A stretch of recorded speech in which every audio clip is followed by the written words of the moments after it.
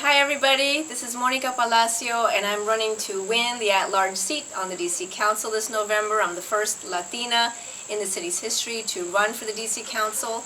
I'm a proud doggy owner. My dog's name is Uma. We lovingly call her Uma Luma. The first question I'm answering today is regarding what I would do to afford greater protections for animals in the district.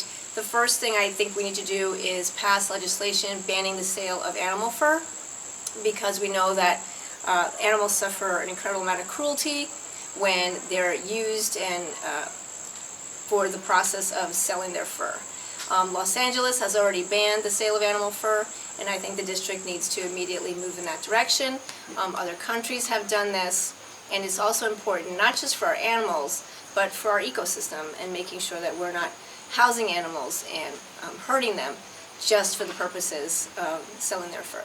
I believe it's unjust that individuals and families in public housing in DC are denied the right to live with a companion animal.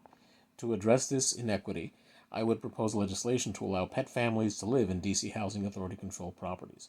I've been an advocate for DC animals and their families for the 20 years I've been an ANC commissioner and helped to make two of the city's first off-leash dog parks, the Shaw and Bundy dog parks, a reality. I would continue to be an advocate for our animal friends and their humans on the council. Please let me know what your priorities are by contacting me at my website, alexpadra.com. Hola, my name is Claudia Barragan and this is Bailey. So I'm an immigrant Latina running for an at-large council seat.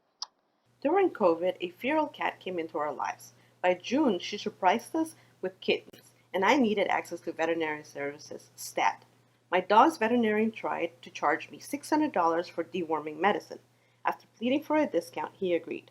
I will draft and support an expansion of veterinary care services covered in the Animal Education Fund. We need a low-cost pricing scale.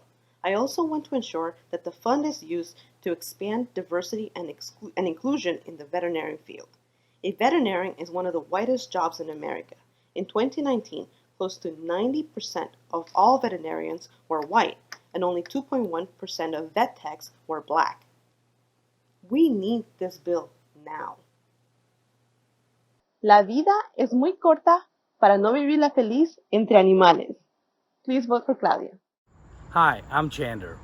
One of the first things I would do as a city council member is hit home to me when I was thinking about this question.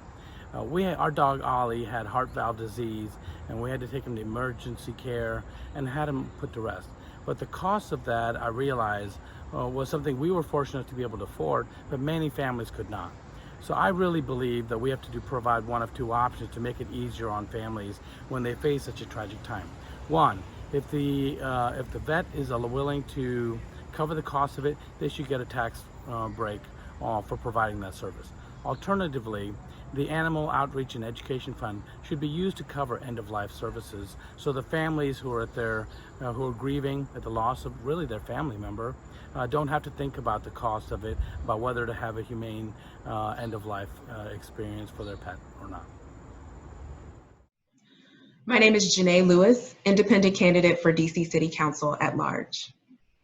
When my cat Makeda was at the end of her life, I had to take her back and forth to the vet several times. Every day when I was at the Anacostia Animal Clinic, I saw pet owners come and go. Some of them couldn't afford food for their pets. Others couldn't afford more than the basic service. But during this time of crisis, it's critical that pet owners are able to care for their sick pets.